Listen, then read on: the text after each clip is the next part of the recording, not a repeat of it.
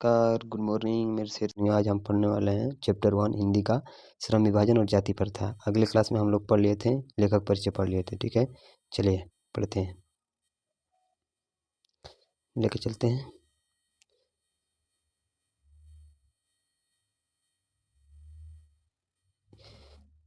ये बताइए कि श्रम विभाजन और जाति प्रथा के लेखक कौन है। अगले चैप्टर में बता दिए थे, भीमराव अम्बेडकर बाबा साहब। ठीक है, चलिए पढ़ते हैं। यह विडंबना की बात है कि इस युग में जातिवाद की पुस्तकों की कमी नहीं है। तो आपसे पूछे क्वेश्चन कि इस युग में किन किसकी कमी नहीं है? जातिवाद की कमी नहीं है। इस युग में किसकी कमी नहीं है? जातिवाद की। ठीक है, याद रखिएगा। इसके पोषक कई आधार पर इसका समर्थन करते हैं। समर्थन का एक आधार कहा जाता है कि आधुनिक सभ्य समाज कार्यकुशलता के लिए श्रम विभाजन को आवश्यक मानता है। तो पूछेगा कि आधुनिक समाज कार्यकुशलता के लिए किसे आवश्यक मानता है? श्रम विभाजन के लिए। कहेंगे आज के पढ़े लिखे लोग भी जो अच्छे हैं वो भी श्रम विभाजन करते हैं। ठीक है, ऐसा आपको 2 क्वेश्चन बनेगा। ठीक, इस युग में किसकी इस युग में किसकी कमी नहीं है? जातिवाद की पुस्तकों की कमी नहीं है और कार्यकुशलता के लिए आवश्यक मानते हैं श्रम विभाजन को। ठीक है, आपसे अंतिम में क्वेश्चन करेंगे हम लोग। ठीक है, और चूंकि जातिवाद जाति प्रथा भी श्रम विभाजन का एक दूसरा रूप है।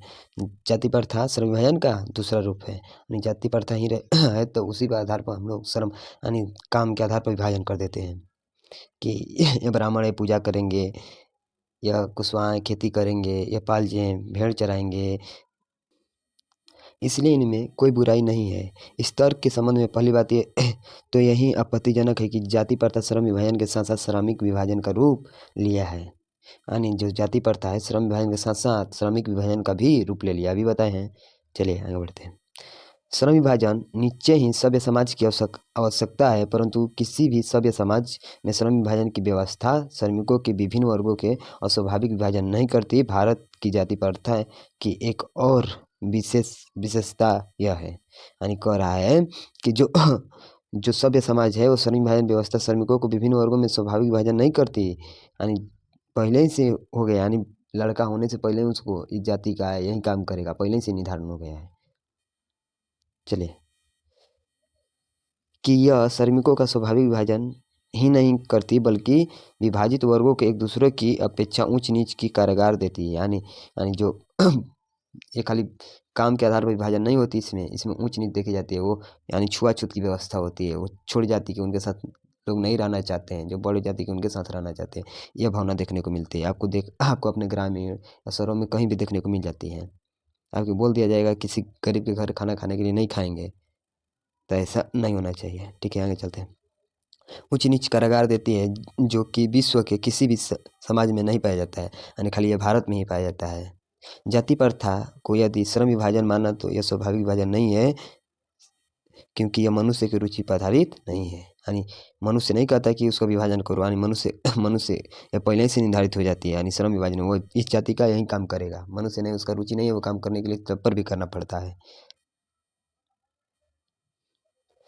कुशल व्यक्ति का सक्षम श्रमिक समाज का निर्णय करने के लिए आवश्यक है कि हम व्यक्तिगत की क्षमता उसी सीमा तक विकसित करें जिससे वो अपने पेशा या कार्य को चुनाव स्वयं कर सके। यानी कह रहा है जो पढ़े लिखे व्यक्ति हैं उनको कहना चाहिए कि यानी जो व्यक्ति पढ़ा लिखा है, हम व्यक्ति को क्षमता इस सीमा तक विकसित कर दें कि वो अपना पेशा खुद चुनाव कर सके, यानी स्वयं से अपना ये काम करेंगे। उसका मन है, जैसे कि तुम्हारा मन है वकील बनने का, तुम खुद बन सकते हो। पहले ऐसा नहीं था कि तुम्हारा मन है कि मतलब ये धर्म को अपना ले, ऐसा कर ले, ऐसा कोई पहले रूल रेगुलेशन नहीं था।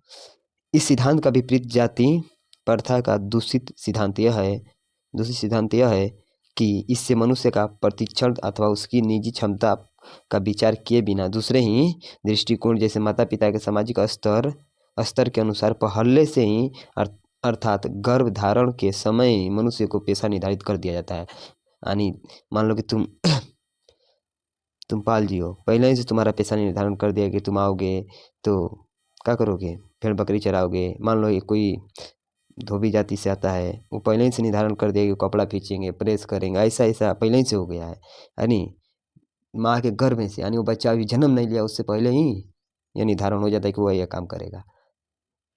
यह थी हमारी पहले की समाज। चलिए आगे चलते हैं। जाति प्रथा पेशे का दोषपूर्ण पूर्व निवारण ही नहीं करती बल्कि मनुष्य के जीवन भर के लिए एक पेशे में बांध देती है। यानी मनुष्य का मन नहीं करता है कि इस पेशे को काम करे, और वो जीवन भर के लिए वही काम करने के लिए उसे पेशे में बांध देती है। यानी कुछ लोग को मन करती है, कुछ लोगों को नहीं। यानी जबरजन कोई काम अगर तुमसे जबरदस्ती करा जाए तो नहीं कर पाओगे, बांध देती है। भले ही पेशा अनुपयुक्त या अपर्याप्त होने के कारण या भूखे मर जाए। यानी तुम्हारा मन करेगा नहीं करोगे तो दूसरा पेशा नहीं कर सकते हो, पहले का नियम था, भले भूखे मर जाओ। आधुनिक युग में यह स्थिति प्राय आती है कि उद्योग धंधों की प्रक्रिया में तकनीक का नियंत्रण नियंत्रण विकसित और कभी कभी अकस्मात परिवर्तन हो जाता था। यानी कभी कभी जिसका मन के तब हो जाता था जो उद्योग धंधे वाले थे, नहीं तो ऐसा नहीं देखने को मिलता था। जिसके कारण मनुष्य ने अपना पेशा बदलने की आवश्यकता पड़ सकती है। यदि प्रतिकूल परिस्थिति में मनुष्य को अपना पेशा बदल की स्वतंत्रता न हो तो उसके लिए भूखे मरने के अलावा यह चारा रह जाती थी। यानी तुम मानो कि कोई पेशा कर रहे हो, मान लो कि तुम व्यापारी हो, मान लो आज भी तुम्हारा व्यापार नहीं चला, तुम्हारा परिवार कैसे चलेगा बताओ। यानी तुम कोई सामान बेचने गया, केक भी नहीं बेचाया, ठीक, तो तुम काल भी नहीं बेचा, यानी अगले 5 दिन तक नहीं बेचाया, तुम्हारा परिवार कैसे चलेगा, भूखे ही न मरेगा। तो ये पहले क्या, यानी तुम कुछ दूसरा काम नहीं कर सकते। व्यापारी तो व्यापारी वाला काम करोगे, किसान किसान हो तो खेती करोगे। तो ये हाल थे। चारा चारा रह जाता था। हिंदू धर्म धर्म की जाति प्रथा किसी भी व्यक्ति को ऐसा पेशा चुनने की अनुमति नहीं देती थी। जो हिंदू जातियाँ थी वो नहीं कहती थी कि तुम दूसरा पेशा चुन लो।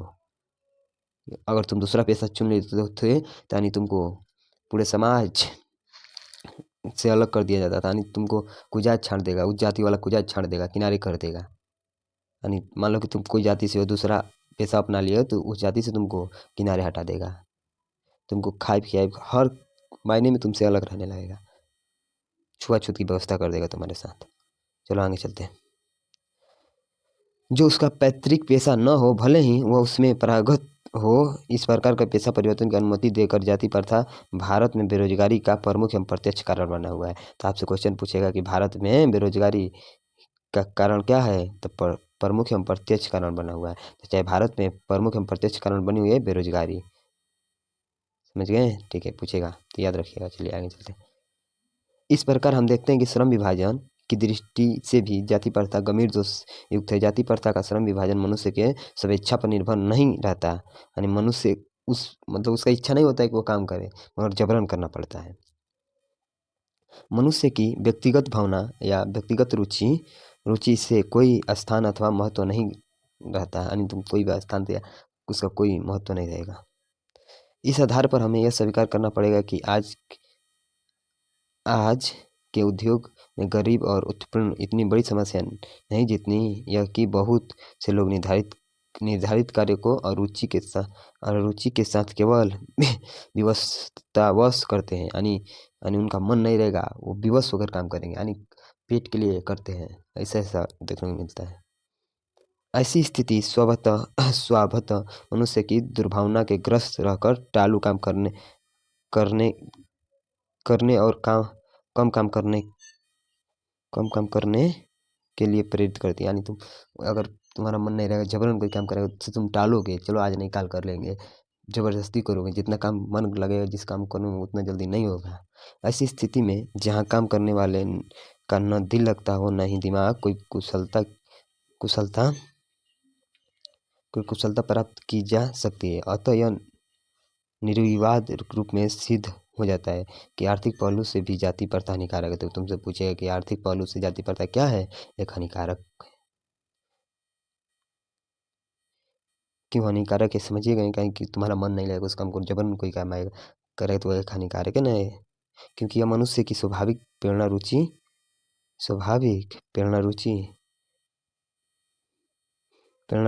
आत्मा शक्ति को दबाकर उन्हें स्वाभाविक नियमों से जकड़कर निष्क्रिय बना देती है। अब मैं समस्या को रचनात्मक पहलू को लेता हूँ। मेरा द्वारा जाति प्रथा की आलोचना सुनकर आप लोग मुझसे यह प्रश्न पूछने लगे कि यदि मैं जातियों के विरुद्ध हूँ तो फिर मेरी दृष्टि में आदर्श समाज कैसा होना चाहिए। यानी भीमराव अम्बेडकर कह रहे हैं, इस पाठ के लेखक। मेरा उत्तर होगा कि आदर्श समाज स्वतंत्र समान भारतीत्व पर आधारित होगा। यानी आदर्श समाज कैसा होना चाहिए, स्वतंत्र समानता और भ्रातृत्व पर आधारित होना चाहिए। ये भी क्वेश्चन पूछा हुआ है, ठीक है। क्या यह ठीक नहीं कि भ्रातृत्व अर्थात भाईचारे में किसी को क्या आपत्ति हो सकती है। किसी भी आदर्श समाज में इतनी गतिशीलता होनी चाहिए कि जिससे कोई भी अचिंत्य परिवर्तन समाज के एक छोर से दूसरे छोर तक संचारित हो सके। ऐसा समाज ही बहुविध हितों में सबके भाग्य में भाग होनी चाहिए तथा सबको उसकी रक्षा के लिए प्रगति सजग रहना चाहिए। सामाजिक जीवन में आबंध संपर्क के अनेक साधन एवं अवसर उपलब्ध रहने चाहिए। तात्पर्य यह है कि दूध पानी के मिश्रण की तरह भाईचारा का यही वास्तविक रूप है। तो तुमसे पूछेगा तो कैसा होना चाहिए भाईचारे के रूप में।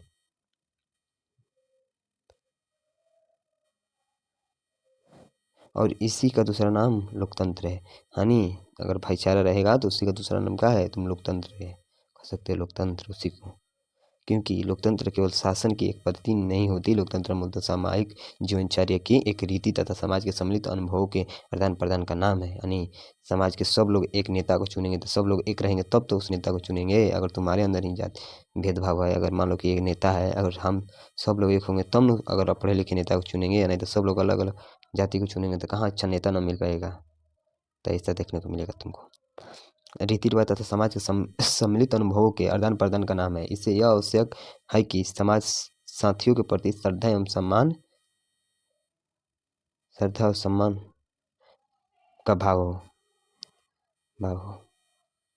इन हो गया। अगर जो लोग लेखक परिचय नहीं पढ़े तो अगला वीडियो देख लीजिएगा लेखक परिचय वाला, वहाँ से भी भीमराव अम्बेडकर का जन्म कब हुआ था, माता जी का नाम था, सब बता दिए हैं। ठीक है, पहले क्वेश्चन पूछेंगे आपसे, सब लोग बताइएगा। ठीक है, पहला क्वेश्चन है कि श्रम विभाजन और जाति प्रथा के लेखक कौन है। तो कौन है अभी बताएंगे। यानी जो लोग लेखक परिचय देख लिए होंगे तुम लोग बता सकते हैं। इस ये कहें कि हम चैप्टर पढ़े हैं, इस लेखक परिचय में बताएं कि श्रम विभाजन और जाति प्रथा के लेखक कौन है। तो भीमराव अम्बेडकर। कौन है, भीमराव अम्बेडकर। ठीक है, अच्छा भीमराव अम्बेडकर का यहाँ से बताइए कि जन्म कब हुआ था। जन्म बताइए।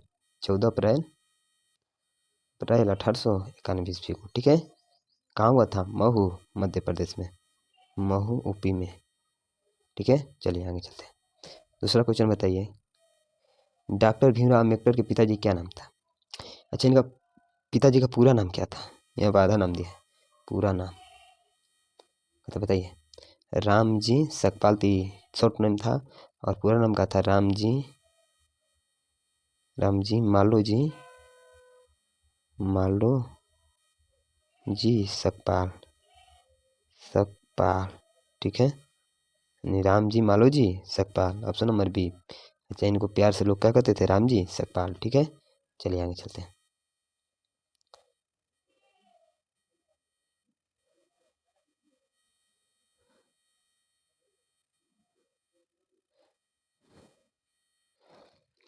तीसरा क्वेश्चन है कि आधुनिक सभ्य समाजकार कुशलता के लिए किसे आवश्यक मानते हैं, अभी बताएं किसे आवश्यक मानते हैं, श्रम विभाजन को ना।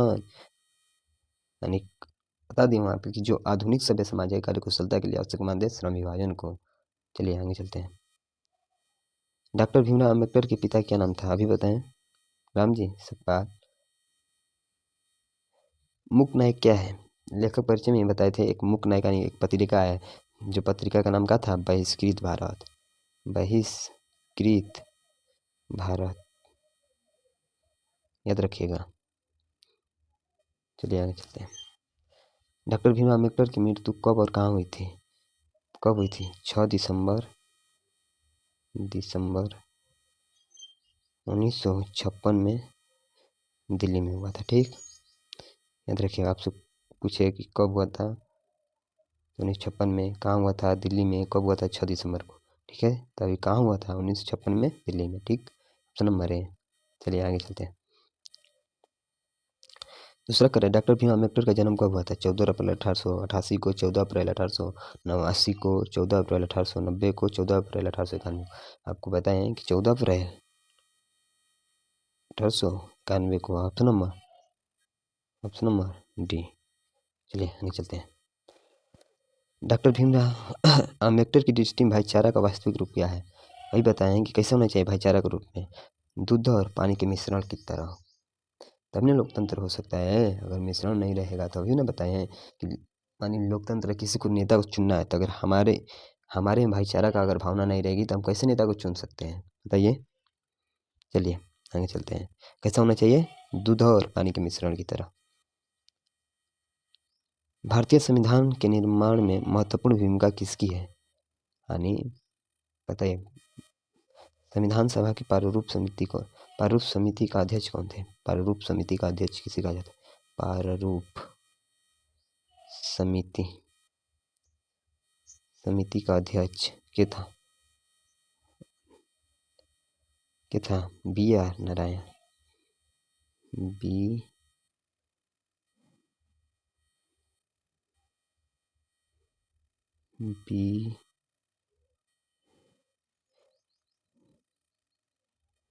लिखा हुआ बी आर नारायण, ठीक है। अब यह बताओ, भारतीय संविधान के निर्माण में महत्वपूर्ण भूमिका किसकी है? डॉक्टर भीमराव अम्बेडकर की। चलिए आगे चलते हैं। सभ्य समाज की आवश्यकता है, बताइए, श्रम विभाजन के लिए।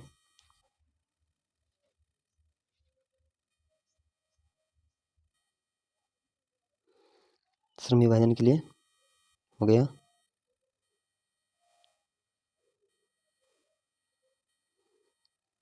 चलिए आगे चलते हैं। भीमराव अम्बेडकर के चिंतन और रचनात्मक के लिए प्रेरक व्यक्ति कौन थे? यानी इनके 3 प्रेरक व्यक्ति थे, आप बताए थे। बुद्ध, कबीर, ज्योतिबा फूले। यह बताइए, ज्योतिबा फूले की औरत थी जो पहली शिक्षिका थी, यानी पहली शिक्षिका थी, यानी सबसे पहले औरतों में पढ़ी लिखी औरत थी, इनकी पत्नी,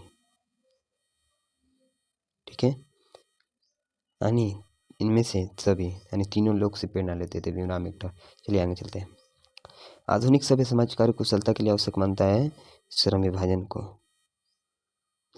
को ही मानता है। चलिए आगे चलते हैं। जाति प्रथा भारत में रोजगारी का कारण बनी हुई है, प्रमुख एवं प्रत्यक्ष रूप से। अरे आपसे ऐसे भी पूछा कि भारत में जाति प्रथा प्रमुख एवं प्रत्यक्ष कारण बनी हुई है, तो बेरोजगारी का ध्यान से क्यों उधर पूछेगा, बता दीजिएगा। चलिए आगे बढ़ते हैं। 7 नंबर वो मिस टाइपिंग है, ये 14 नंबर है, ठीक है। 14 नंबर था। प्राथमिक शिक्षा प्राप्त करने के बाद अम्बेडकर उच्चतर शिक्षा के लिए कहाँ गए थे?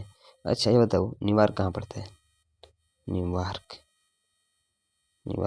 कहाँ पड़ता है? अमेरिका में, ठीक। तो कहाँ गए थे? अमेरिका गए थे। फिर वहाँ से कहाँ गए थे? लंदन, यानी इंग्लैंड चले गए थे, ठीक है, याद रखिएगा। तो कहाँ गए थे? न्यूयॉर्क। किसके पैसा से गए थे? बथौड़ा नरेश के प्रोत्साहन राशि पर गए थे। किसके प्रोत्साहन राशि पर गए थे? बड़ौदा नरेश, नरेश के ना, ठीक है। चलिए आगे चलते हैं। श्रम विभाजन और जाति प्रथा क्या है? हाँ आपसे पूछेगा श्रम विभाजन और जाति प्रथा क्या है, तो एक निबंध है, जम्मा बन गया, सॉरी, निबंध है, ठीक है। चला आगे चला। जाति प्रथा तोड़क मंडल भाषण लाहौर में कब हुआ था? 1936 में हुआ था और लाहौर में हुआ था, ठीक है। यहाँ से तो ये दिया है, या तो पूछेगा जाति पाति तोड़क मंडल भाषण कहाँ हुआ था, लाहौर में, कब हुआ था? 1936 में। किस में पूछेगा, बता दीजिएगा। चलिए आगे बढ़ते हैं। निम्नलिखित रचनाओं में से कौन सी रचना डॉक्टर भीमराव अम्बेडकर की है? द कास्ट इन इंडिया ही है, the untouchables who are they भी है, हु आर क्षुद्रास भी है, यानी इनमें सभी है, ये हु आर दे ये सभी हैं, ठीक है। चलिए आगे बढ़ते हैं। आधुनिक सभ्य समाज श्रम विभाजन को आवश्यक क्यों मानता है? कार्य कुशलता के लिए। आगे, श्रम विभाजन और जाति प्रथा पाठ भीमराव अम्बेडकर संपादित अंश है। एनाहिलेशन ऑफ कास्ट, यानी इनका विख्यात भाषण है, ठीक है। चलिए याद रखिएगा। जिसका हिंदी, अच्छा ये क्वेश्चन यहीं से बताइए, किसका हिंदी रूपांतरण किसने किया था? हिंदी में किसने अनुवाद किया था? तो ललाई सिंह यादव, ललाई सिंह यादव। ठीक है, आगे चलते हैं। अम्बेडकर अम्बेडकर के भाषण रिलेशन ऑफ कास्ट को हिंदी में रूपांतर किसने किया था, यानी अनुवाद किसने किया था? ललाई सिंह यादव। ठीक है, अभी बताएं, चलिए, दिक्कत नहीं होनी चाहिए। आगे, अम्बेडकर का जन्म किस परिवार में हुआ था? अच्छा, दलित परिवार में हुआ था। ठीक, किस जाति में हुआ था? महार जाति, यानी दलित या अछूत जाति में। ठीक, चलिए आगे चलते हैं। लेखक को इस युग में कहाँ की विडंबना दिखाई जाती है? जातिवाद की ना, कहाँ की विडंबना दिखाई देती है? जातिवाद की। ठीक है, चलिए आगे बढ़ते हैं, यानी जातिवाद में ही विडंबना है। डॉक्टर भीम अम्बेडकर का माता क्या नाम था? भीमाबाई। ठीक, अच्छा, पत्नी क्या नाम था जी? पत्नी रामाबाई, रामा बाई। ठीक है, याद रखिएगा। अच्छा, इनसे ब्याह कब हुआ था? 1905 ईस्वी में। मैट्रिक पास कब किए थे? मैट्रिक 1907 में। ठीक है, 2 साल पहले। चलिए आगे बढ़ते हैं। डॉक्टर भीम पीएचडी की उपाधि कब मिली थी? अच्छा, पीएचडी की उपाधि यानी इनके आगे डॉक्टर सब कब लगा था, यानी डॉक्टर ये वाला? ठीक है, तो 1916 में। ठीक है, आगे चलते हैं। लेखक की दृष्टि में विडंबना की बात क्या है? जातिवाद के पोषकों की कमी नहीं, यानी जातिवाद यानी एक दूसरे जाति को जलने वाले की कमी नहीं है। ठीक है, लेखक की दृष्टि में आदर्श समाज कैसा होना चाहिए? इनमें स्वतंत्रता, समानता और भ्रातृत्व का भाव मात्र हो। ठीक है, चलिए। लेखक बेरोजगारी का प्रमुख एवं प्रत्यक्ष कारण किसे माना है? किसे माना है? जाति प्रथा को। ठीक है, चलिए आगे चलते हैं। The caste in India their mechanism किनकी रचना है? भीमराव अम्बेडकर की। ठीक है, वर्दे भी है, एक मिनट, हु आर दे, यानी जितना आपको इंग्लिश शब्द देखने को मिलेगा वो सब भीमराव अम्बेडकर के। ठीक है, आगे चलते हैं। आर्थिक पहलू से जाति प्रथा है हानिकारक, हानिकारक प्रथा है। ठीक, अगला, डॉक्टर भीमराव अम्बेडकर का जन्म कहाँ हुआ था? महू, मध्य प्रदेश में।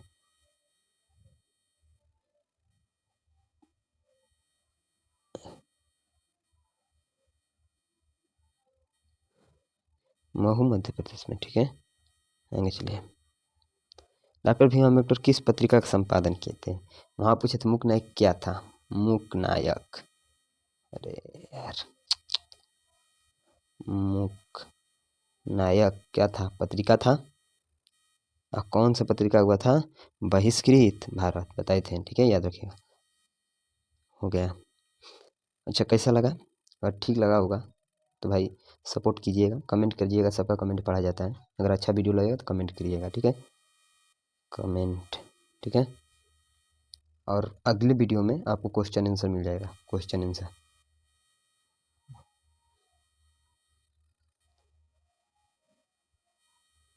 क्वेश्चन आंसर मिलेगा। ठीक है, अगले वीडियो में। अगर जिन लोगों ने लेखक परिचय नहीं देखा तो पाछे वाला वीडियो देख लीजिएगा। ठीक है,